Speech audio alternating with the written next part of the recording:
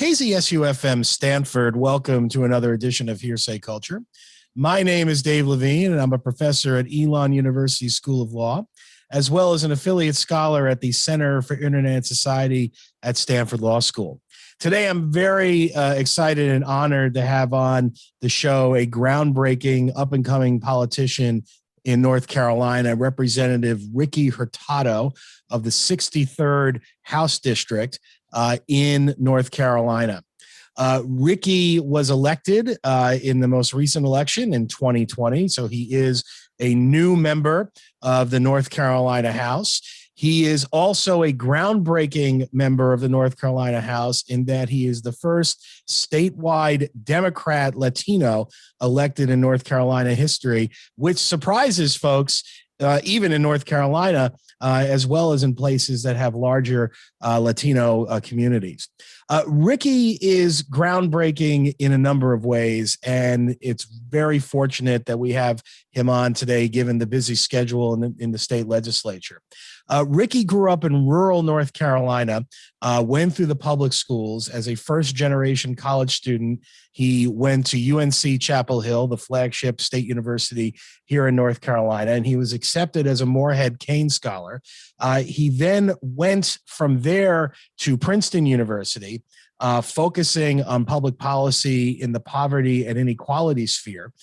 He was a consultant and then became an instructor at Chapel Hill and was the co-executive director of an education initiative helping other first-generation college students and immigrant families break down barriers, as he put on his website, to educational opportunities. He's been involved in a number of state level and county level issues involving issues ranging from education to social justice. Alamance County, and we're going to talk about that a fair amount here on the show. For those that aren't familiar with North Carolina, has a unfortunate, very rocky current and recent history regarding race relations, and particularly the county sheriff who was sued by the Obama Justice Department for violations of civil rights. And as a result, Ricky has been elected, aside from COVID, at a time when not only Alamance County, but of course our state and nation are reeling from the racial justice issues involving the Black community and the police, to issues involving anti-Latino sentiment expressed by a variety of communities, and of course by our former president, as well as the broader issues involving communication and how we communicate as individuals, both as citizens and as people in our hyper-complex information environment, of course, infused by social media. Ricky, therefore, is extremely well positioned to not only have insight and to offer leadership on these issues, but of course, as a state representative, although one in the minority, still one that can get a lot done when it comes to these issues, particularly in conjunction with the governor of North Carolina, Roy Cooper, who is himself a Democrat. And yet Ricky, I've gotten to know Ricky by way of disclosure through a few meetings that he's had with a local political organization, a nonpartisan one that I found in Guilford County. But Ricky also has a skill set which is direly needed in public office, which is the ability not only to articulate complex positions, but to reach across party lines and across demographic lines to get things done. And particularly in Alamance County, that is a skill which is not only exceptionally needed, but also is one that should be modeled and is modeled by Ricky throughout the community. Ricky is joining us via Zoom, although he's not far from my studio here in my home in Greensboro, North Carolina. He is joining us from his home in Alamance County. We're recording via Zoom on May 28th, 2021. Representative Ricky Hurtado, thank you for joining us today on Hearsay Culture. Thanks so much for having me, Dave. It's great to see you again. Yeah, same here. Let's jump in. I talked a lot about your background. You could probably add more to it, but tell us more about what really pushed you to run for office in 2020.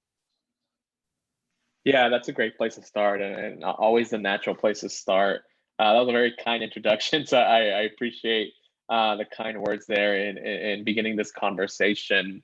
You mentioned something in my bio about studying poverty and inequality in grad school, and that was also the story for me in undergrad as well.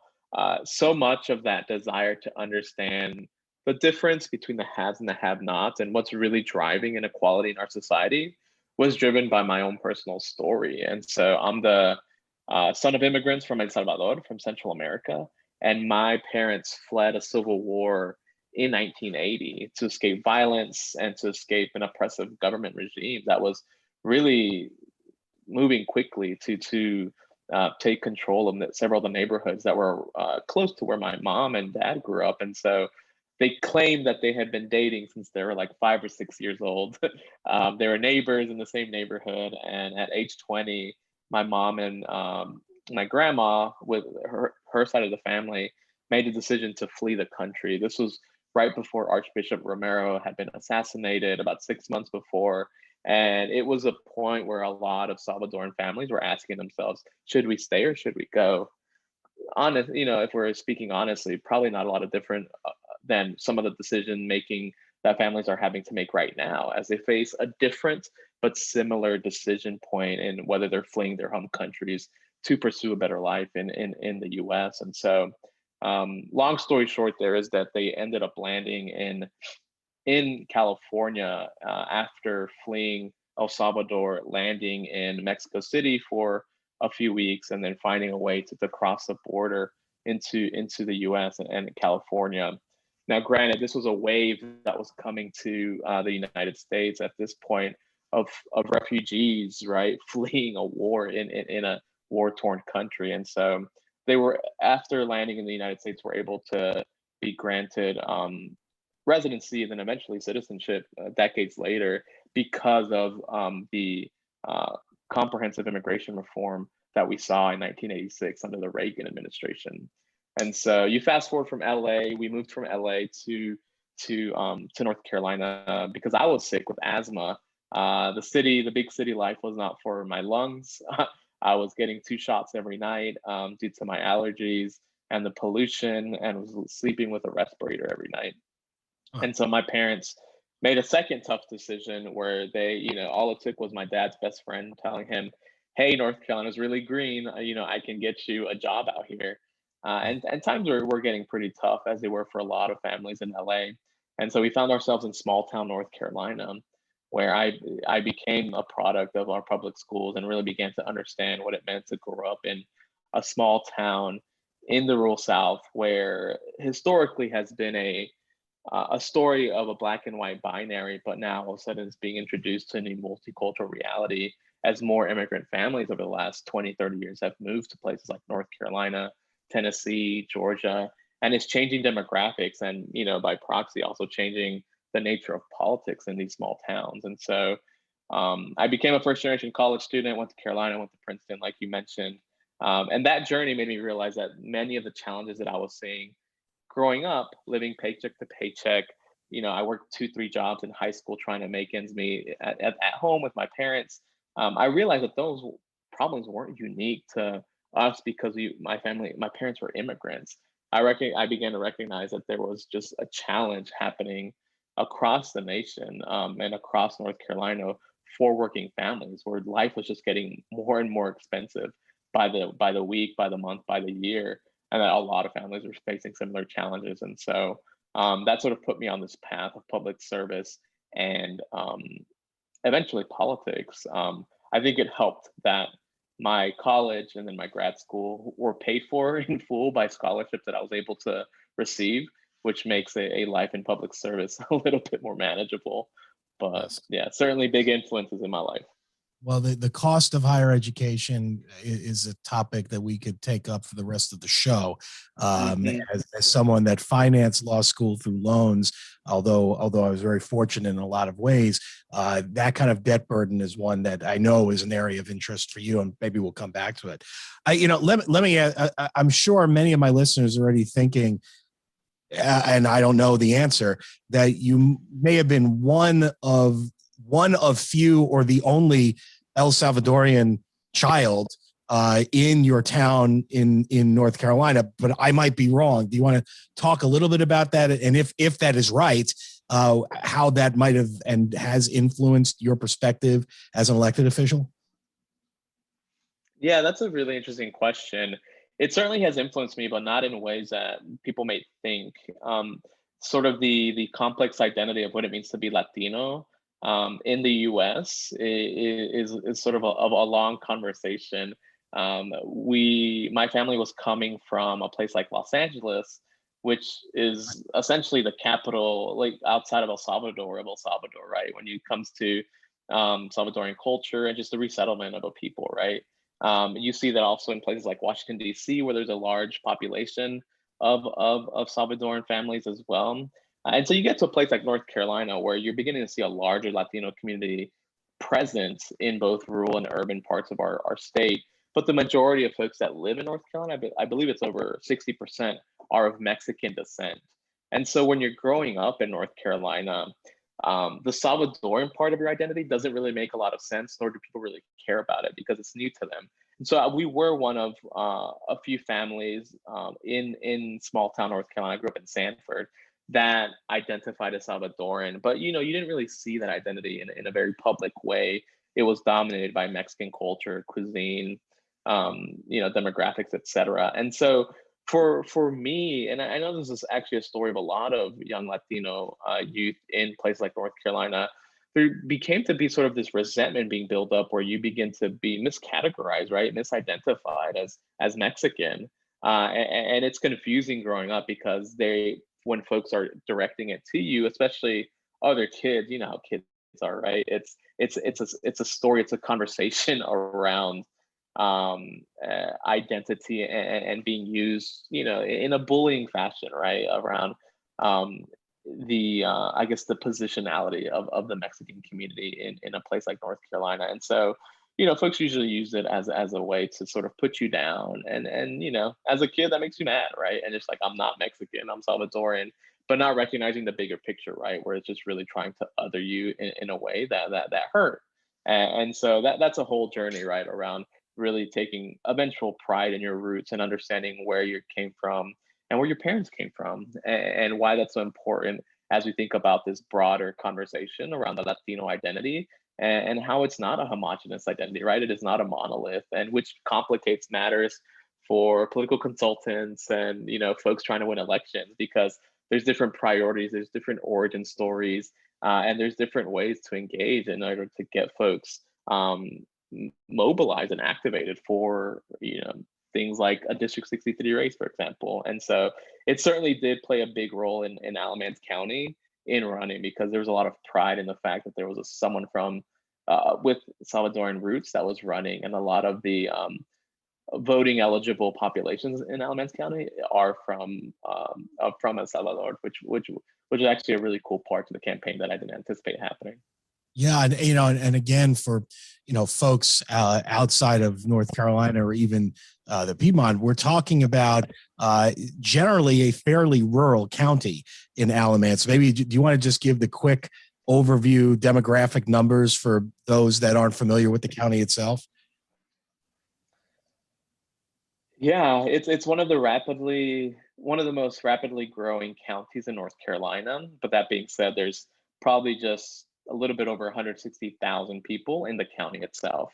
We're sort of cradled in between two bigger metropolitan areas in the Triad or the Greensboro area, and where you would find places like Duke University, UNC Chapel Hill to the east in the Triangle area.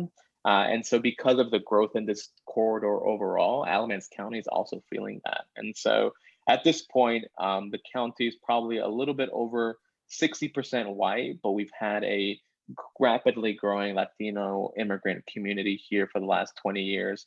So we're at this point, we're close to 15% of the population identifies as Latino.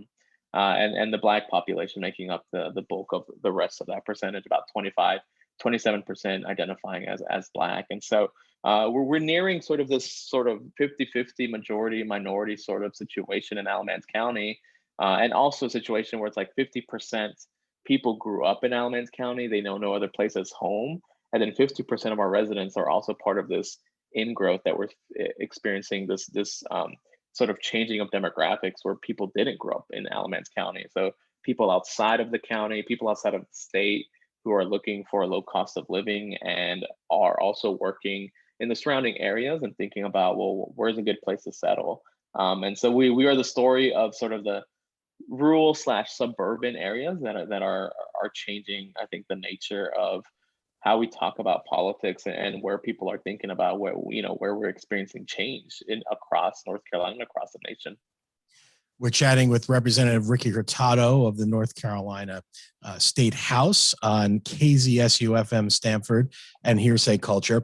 Yeah, my listener base is not surprisingly, all over the place, but obviously in California. And when you mention the kind of statistics that you just talked about, it can be shocking. We also talk a lot on Hearsay Culture about labels. Ricky, I mean, as you know, words matter. And I'm curious what your personal view is and your personal preference with regard to even the label Latino, because I know that it itself is a controversial term, as are the newer terms used to describe Latino and Latinas. And I'm being purposely vague to not even say them because I'm curious to get your take on how to properly identify, as you've pointed out a few times now, right, an enormous group of people who have national identities, who have cultural identities that vary widely. Wow, you opened a can of worms there. Yes, I try to do that on the show from time to time. Yeah, that I actually taught a course at UNC around the Latinx experience in education, using Latinx purposely there, to really think about the history of our communities in our public education system. And part of that is also analyzing some of the history that it often goes untold about the Mexican or Latino community across our country, both in the Southwest and the Southeast. And so sort of where I land in this debate, because I know there's certainly, ruffles feathers, is that language evolves and that these identities matter as we continue to figure out who we are as a community, global community being the like Latino or Latinx community. I use Latinx, with an X at the end, to sort of describe when I'm talking about the global community, right? When I'm talking about us as a diverse group of folks who have roots in Latin America. And I use it mainly to start a conversation, because I think it is a term that is meant to be inclusive of our LGBTQ community in particular. And it's a term that spurs conversation with other Latinos as well. When I'm talking conversation, I opt into Latino and Latina just because it flows off the tongue a little better, right? There's some linguistic challenges with using the term Latinx and then making the whole Spanish language gender neutral. I get that, right? And I haven't quite crossed that bridge to trying to do that. Some folks have.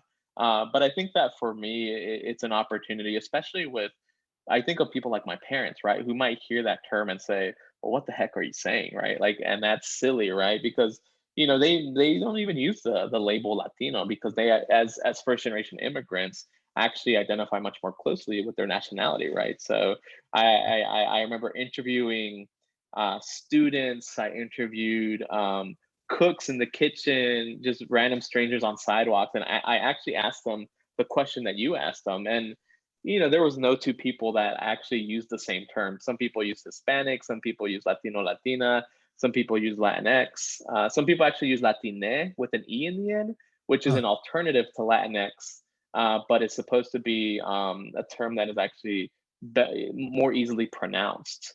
And actually some of the movements in that, some of the roots of that movement are actually in Latin America. And so it was interesting because it's like folks have a lot of pride in their national identity, but also see terms like Latinx as more of a political term, right? To sort of show, to make a statement about their politics, their views, and sort of where they stand. And you are seeing it being used more and more by a younger generation. And the last thing I'll say on this topic is that I do see the use of the term Latinx similar to how the word Chicano and Chicana evolved in the 60s, where it was looked down upon as well. It was adopted by folks who were most politically active. and who were looking for a common identity to sort of rally around. Those were the folks that you saw marching alongside Dr. King and the civil rights movement, right? Who were really a part of movement for folks' civil rights. And so, that term has evolved over time as one has become much more accepted in places like the Southwest. You did not see that term come to travel with Mexican communities to places like the South, because no one around here identifies as Chicano. And so it's very much like a California Southwest term. And so, yeah, I'm curious where this conversation will go. I know it's a fierce debate that typically with our elders as well, where they just don't really appreciate sort of the changing of the language, right? But it's also been happening for over 7 years at this point. I remember the first time we really started talking about this was like in 2013, 2014. So I guess that is some sort of staying power that, the conversation is probably here to stay for a while. And the less charitable view of the whole issue is the endemic problem that we have as a nation in having to label people in the first place. I interviewed last week Jeremy Pelt, the jazz trumpeter, who in part decried just the very labeling itself through his interviews with jazz musicians, who pointed out, it was very, actually, I'll mention it to you to get your reaction to it. He interviewed Wynton Marsalis, the eminent jazz musician. And in the interview, Wynton Marsalis talked about listening to his father talk about the Black nationalist movement in the 70s in a barbershop. And he quoted, Pelt quoted Marsalis quoting his father, if you can follow the chain there, saying basically that he wasn't thrilled with it because he didn't want to replicate the world that he hated. And, now I'm not equating the use of the term Latinx with the Black nationalist movement, but it is part of this broader semantic discussion about how we have to put ourselves into groups and boxes, while at the same time, as you pointed out, right, reflecting the true identities of individuals and, of course, the right of an individual to self-identify as they choose. Yeah, we're going in a little bit of a can of worms scenario, Ricky, but I know that you're up to it and taught it. What's your reaction to that? How do you, particularly, and I'll tie it, of course, to you being an elected official, right, where you represent, as you pointed out, a diverse county, right, or a diverse district, I should say, part of a diverse county. How do you square this labeling and the group mentalities with representing your constituents, most of whom, right, do not have your background and your life experience? Yeah. That certainly is a can of worms, right? I'm just going to dig deeper. As soon as you said can of worms, I'm just going to go further into the can. Yeah.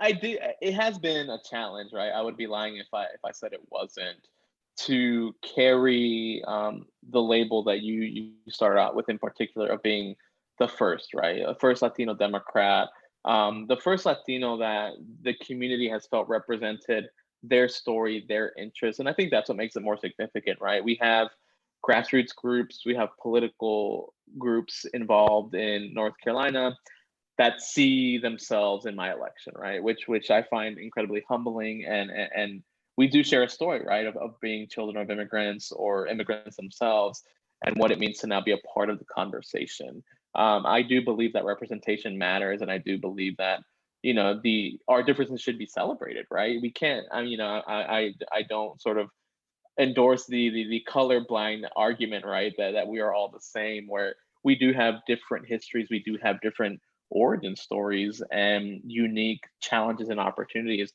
based on those lived experiences. At the same time, that label also carries a burden, especially in a place like the General Assembly, where now I'm expected to speak up on every single issue that may impact the Latino community. Or the other side of that coin is only expected to speak when it's like issues that impact the Latino community. When at the end of the day, I would consider myself not necessarily an expert, because I don't think that we have experts in the General Assembly right now, but pretty well versed on a number of issues, right? that cut across religion, that cut across race, that cut across gender, sexual orientation, and things that really impact us as a core, as a society, as a community. And so it is certainly a tricky balance, but I think that in the sort of core of how I campaign and the promises I made to my constituents, it was really a story of celebrating my lived experiences, but as to how they relate to everyone else's, right? Because at the end of the day, I do believe that there is more that unites us and that than divides us. So I do think that there is beauty in being able to see someone practice their unique religious beliefs and figure out what the commonality is with how I practice my own, right? Or the fact that we speak different languages, or maybe grew up in different towns, right? I appreciate the curiosity and the often fun challenge of figuring out, well, what brought us to this moment together, right, in a place like Alamance County. And I think that in a moment in Alamance in particular, where people are both at each other's throats because of the racial tension that we'll talk about in a little bit, I'm sure. People are also exhausted and really looking for connection, right? And I think as we think about everything we've been through as a global society with COVID, right, people are really hungry for that connection. And so I do think that the labels and identities matter at times, but at the core of it all, we really are looking for ways that we can connect. And I think that's the part that I lean into. And sometimes the differences are what connects us. We're chatting with Representative Ricky Hurtado of the North Carolina House on KZSU-FM Stanford and Hearsay Culture. Those of you that listen regularly know that KZSU is a nonprofit, non-commercial radio station at Stanford University that requires donations from listeners like you to continue its diverse programming. You have a couple of ways to make a donation. You can email our underwriting department at underwriting@kzsu.stanford.edu, or you can click on donate to KZSU. But regardless, we hope you keep listening. So let's jump right into some of these challenging issues. And I'll start here because, again, your candidacy, your election, your experience is mirrored in so many other parts of the country, even if as we've already talked about, there is uniqueness to your election. Polarization is dominating in 2021. It's been dominating for a while. Those, again, that aren't familiar with the North Carolina state legislature need to know, and Ricky, you can add anything you want to this, that since 2010, the state legislature has been dominated by the Republican Party, and increasingly, as the party has gone, an increasingly more strident right-wing party that has also been very, I'll say, aggressive in its use of a procedure to control the discussion, to control votes, not to mention, of course, gerrymandering and voting rights issues, of which North Carolina is certainly not unique, but has been at the center of it. At the same time, and this is pretty unique in the United States. I'm not sure if it's the only state. It's certainly one of the few. I guess it isn't the only. We have a Democratic governor in Roy Cooper, who generally, speaking of labeling, we can generally say is a center-left, more or less, governor in most ways. But we also have a state, and this is unusual, where the governor doesn't have as much power as the legislature in a lot of ways. And you as a Democratic Party, Ricky, as you know, are in the minority. Polarization, all right, is a problem in policymaking. It's a problem in discussion, but it also is a way that people stay in office. We're recording, and I apologize for this long question, but for context, we're recording on May 28th, 2021, and just a few hours ago, the Senate, the U.S. Senate, right, shot down mostly on party lines, not entirely, right, the bipartisan commission to investigate the, what can only be called an attempted coup on January 6th. So we see it everywhere, right? We see it everywhere. I'm now going to ask you, here's the question for that big setup for the non-North Carolina listeners, right? How do you work with colleagues in this environment? Even listening to Chuck Schumer today, as I did on the radio in his press conference, right? And, he's obviously a veteran master politician. It's very difficult to tell based upon his answers whether what we would hope would be the collegiality he would have with, say, Minority Leader McConnell exists, or whether there's visceral hatred going in both directions. And yet, right, things do get done. So you've been there, having said all of that, Ricky, you've been there for about a year, right? You're a newly elected member of the minority. What's been your experience so far with polarization and the variability to work and walk across party lines? Yeah, it's been tough. It's certainly been tough. I think that North Carolina is no different than other pockets across the nation that is experiencing this sort of polarization. Um, we've been able to, as individual members and as members of the minority party, being able to work around the edges, right? Be able to pass marginally beneficial legislation, bipartisan legislation, a number of issues where people can find common ground. Criminal justice is one of those where there is some growing interest on the right to deal with these issues on the state level, around law enforcement, around issues of broader issues of criminal justice in our prison system, et cetera. There have been other moments where we've come to agreement on issues like broadband and education, although those have also become political battlegrounds. But there's not a lot of incentives for individual members to cross party lines at this moment, definitely not if you're in the majority.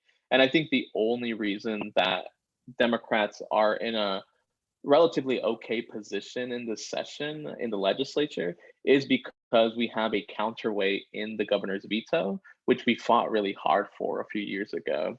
And so for folks who don't follow the math of every state legislature, you have to have a certain number of votes in the legislature, to 2/3 to be exact, to overturn a veto, right? And so the legislature this session knows that if they pass a horrendous bill, it will be vetoed by the governor almost immediately when it gets to his desk. And then at that point, Democrats have enough votes in North Carolina, both in the House and the Senate, to hold that veto, to sustain that veto. And so at that point, right, it does become a political game as to what votes do you want to dare Democrats to try to veto, and which ones is it true policy that you want to see change in North Carolina where you have to get into negotiations. A session ago in 2018 session, we saw that there was no budget passed in North Carolina because of this impasse, right?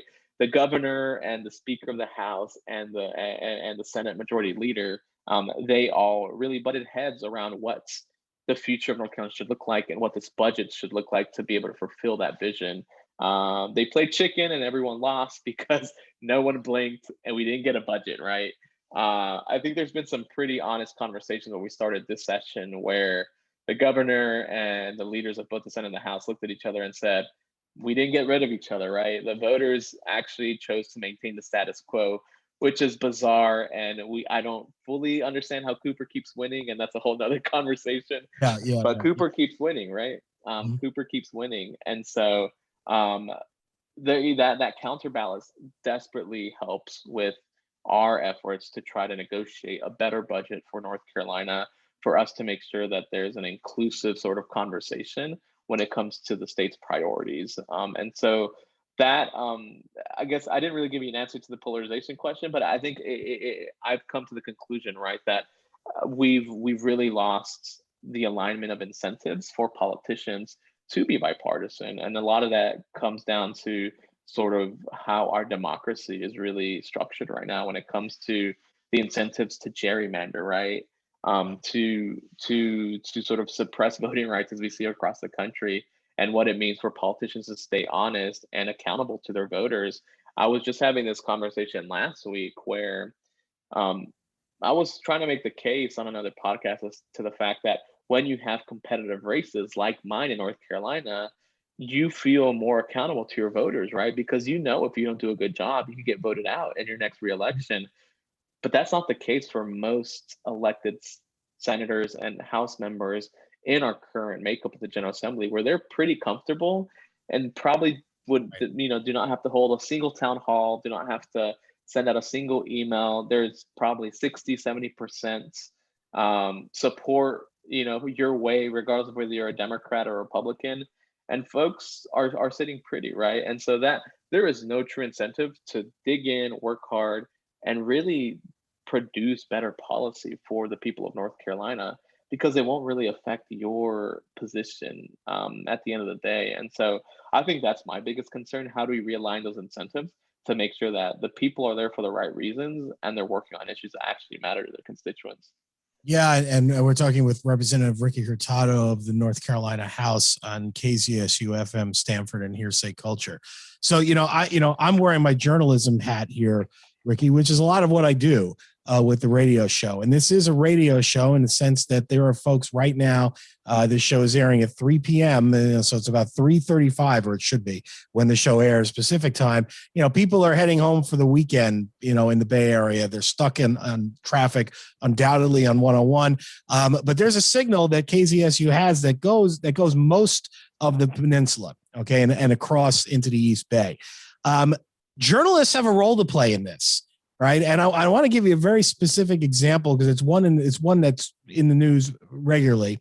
The election of Marjorie Taylor Greene in Georgia, right? A person that was literally stripped of her committee assignments, right? And is apparently too fringe for even today's GOP, right? Is an issue that I know journalists have struggled with, because some journalists have said, we don't want to give oxygen, right, to whatever statements a rookie, even majority member of the House who doesn't have committee assignments says. And at the same time, her voice is part of the conversation. And from a polarization and social standpoint, unfortunately, from my view, is an important one.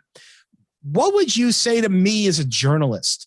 And because now let's take it down to the state level, because as you know, coverage of state legislatures, I don't care what state it is, I grew up in New York, okay, is generally sparse at best. People don't know what's going on in the state legislature. And I'm not going to go so far as to say that they don't care. I'm not sure that that's true, but they certainly don't know. And so obviously it's easy to say we need more journalists, but we know that the model for the kind of journalism we're talking about is enormously stressed. And I won't ask you about media business models. I'll spare you that one, but I will ask you this, right? What would you have journalists do right now, for example, in North Carolina, that they are not doing or should be doing more of to address the very issues that you describe in terms of the polarization and the challenges associated with policymaking? What's my role? Yeah, I would say that, probably out of the 200 plus bills that I've already voted on this session, people have really engaged on maybe like 10 of them.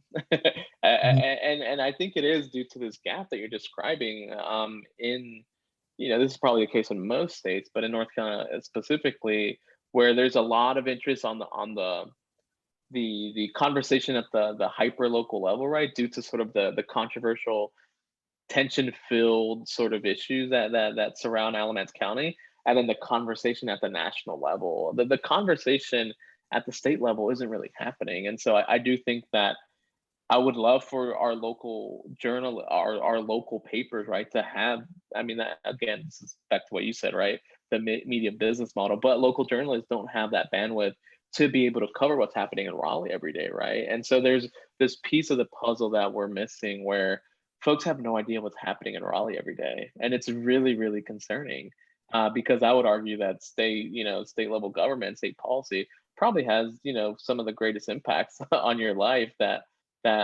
we think when we think about issues that actually impact you every day and that folks are calling us about. It's usually not the federal issues that they're calling us about or local issues. It's actually things that the state level sort of policymakers do. And so yeah, I think that we see the conversation with journalists, sort of my frustration. I'll vent here. How about I do that, Please, Dave? Because please. I don't know if I I don't know if I have a ton of pointed advice for journalists, but I think that I do get frustrated with when journalists give oxygens to these really bad stories that serve as clickbait, and we don't get any coverage about really big complex issues that probably require more time and energy to really tease out for sort of an audience that requires some education awareness, like issues of gerrymandering, right? Like gerrymandering impacts every single district, every single county across the nation, right? Like you could argue, but especially in North Carolina, why aren't we talking about that? And why aren't we framing that in a way where people understand how outrageous it is, right? And so, and it's not to point fingers, right? Because Democrats have done this in the past as well. This isn't like a gotcha moment for Republicans in North Carolina. Democrats have gerrymandered maps in the past, and it's an anti-democratic measure, right? But it's not the sort of the sexy journalism that folks want to, read at the moment and be able to do a quick, 140 character tweet about it. And so I feel like we miss those opportunities. And so how do we get back to this sort of long form journalism? How do we get back to address some of these issues that impact everyone? And how do we create a media environment that is incentivized to cover those? I think that's the $1 million question right now, because even I guess my cynicism is also, if we were to get good journalists from sort of the major outlets to cover some of these issues, we still live in a really polarized media environment, to where the folks that need to be listening and hearing that probably won't, because of the way social media sort of customizes what you view now, right? And so it's a frustrating reality, to where you feel like you're having the same conversations over and over, but nobody's listening. And of course, Hearsay Culture listeners know that I've been in the process of relaunching the show after about a 4-year hiatus. And the biggest challenge in doing it is precisely what you just referred to, Ricky, which is Hearsay Culture is about translating complex issues for a broad audience. And that can be done in 10 minutes, but it's generally better done in 40 or 50 minutes. And then how does that become sustainable? Well, I'll shelve that, because as much as I would like to squeeze answers out of you, I think there's other topics that you are a better position to discuss. And so let's turn to a very serious one. Again, folks within North Carolina would probably be familiar, at least if they were paying attention, with the Confederate battle monument issues that have roiled the city of Graham, which is a city in your district. Perhaps, again, for non-North Carolina listeners, give us a couple of minutes of an overview of that issue, which has had protests. Those protests have been violent, and contextualize it in the broader discussion of your election and of the symbolism of the monument itself. So there have been a series of Confederate monuments in North Carolina that have become sort of the center of a broader conversation around whose history belongs in the public sphere, and how do we tell that story more generally. And so Confederate monuments have dominated places like the front of courthouses, and folks, probably 10, 20 years ago didn't think a ton about, why are they there to begin with? And so that's certainly the case in Graham, where right after the murder of George Floyd, you begin to see this movement happen across North Carolina. And don't get me wrong, and you know this, David, it started before that as well, but I felt like it really picked up steam after last summer, to where folks really wanted to see the representation of Black history, Black leaders, Black storytellers, Black symbols that allowed folks in the community to see that they are also part of the story of our communities here in North Carolina. And so the story of the Confederate Monument isn't any different, to where folks have seen that, rightfully so, as a symbol of white supremacy. And when you understand how those statues came to be, you recognize that that's all it can really be seen for. These came 50 years after the Civil War. The daughters of the Confederacy began to place these in the Jim Crow area really as a symbol of power in our communities. And so they've been here for a while. Folks have started to pay attention to them more. And it's really become this battle in this broader conversation around racial injustice in a place like Alamance County. And so, in Graham in particular, there's a square, there's a courthouse, and the Confederate monument sits right in front of it. There's things really escalated starting around October of last year. There had been protests on a weekly and then bi-weekly, and it got to monthly basis in this square around the Confederate monument, but then also around issues of George Floyd and really, the culmination of a number of racial justice issues. On Halloween of last year, folks organized a march to the polls to early vote. It was the last day of early voting in North Carolina. And so folks were marching through the square and decided to take a knee in front of the Confederate monument in commemoration of George Floyd.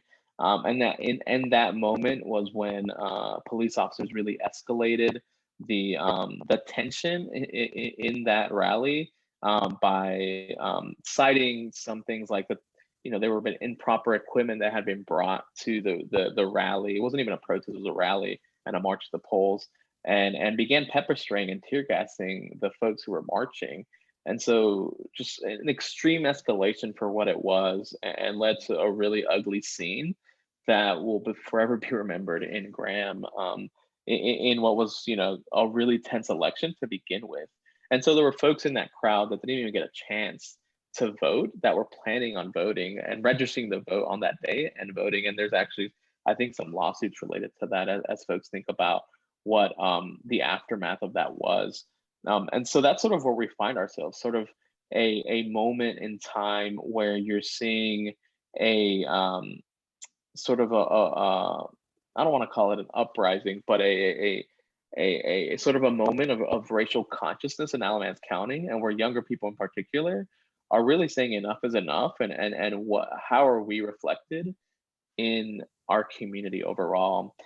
You've also seen the counter sort of protest to this of folks who support the monument, and so you've seen sort of the ugliness of folks who continue to commemorate the monument as their heritage, and actually tell a very different story as to what this symbol means to them, and what it means for the community. And so I think for me, where it takes a really wrong turn, even beyond the Confederate symbolism, is that we've seen a lot of folks with like KKK and neo-Nazi sort of symbolism at these rallies as well, and some outright calls for whites, white supremacy in general. And so it is certainly concerning, something that we as state legislators actually have a role in, because in 2015, before I was in the General Assembly, state legislators passed a law that prohibited local municipalities like Graham from removing the monument unless extreme conditions presented themselves, like issues of public safety.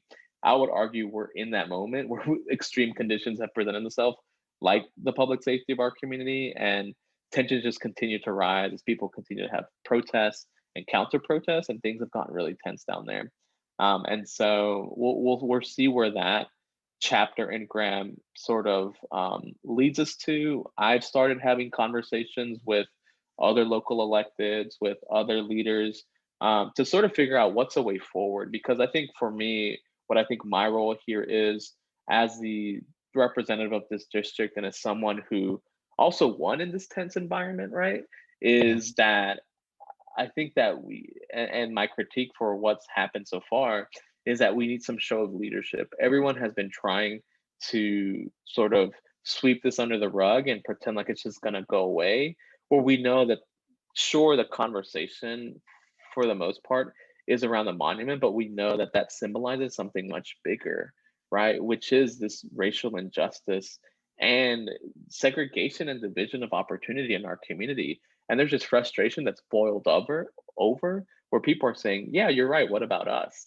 And I think people are really ignoring those cries of frustration, those cries for help, those cries of recognition, And so what I've been doing is talking to folks and say, well, we need to have this conversation, and we need to think about what our role is, what our leadership role is in moving this forward. And so I hope that we can do that as a community, because I think that, this is a flashing point for Alamance County, but this is happening across the country, right? I mean, this is happening on the national sphere as well, right? And so unless we're having some sort of, commission on truth and reconciliation like South Africa did, or something that happened like post World War II in Germany with the Nazis, it's like, how do we as a nation begin to heal this racial wound that we continue to ignore generation after generation after generation? And I think that that's going to have to start taking place in communities across the nation at the local level, with folks like us just stepping up and saying, hey, it's time to have this conversation. We're chatting with Ricky Hurtado, elected House Representative, North Carolina, on KZSU-FM, Stanford, and Hearsay Culture. Yeah, Ricky, of course, all of everything you just described is happening in the context of a,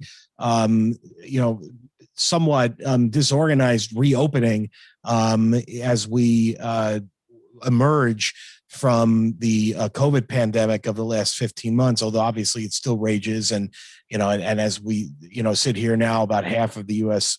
population is vaccinated.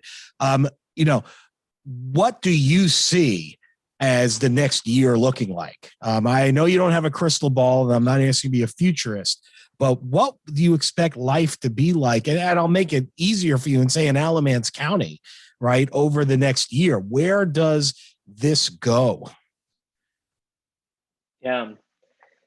What I've been experiencing over the last few weeks is sort of this built up tension of us being pent up in our houses for a year, right? I mean, we're all experiencing that. And some of it is positive, right? Where folks are sort of bursting with love and we just want to hug their neighbors, right? Go out to social events, sort of like let go, right?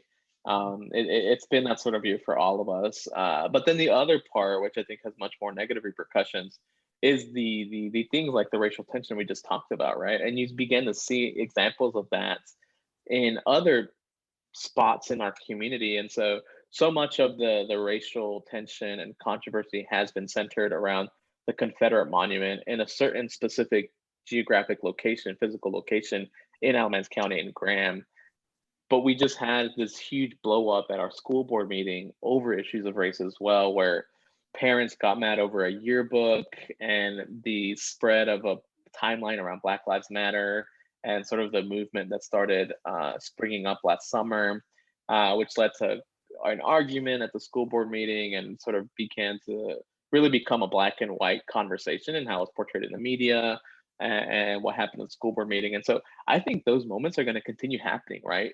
People have not had an opportunity to talk in so long. We've been literally in our bubbles, consuming news, consuming this tension, consuming the election.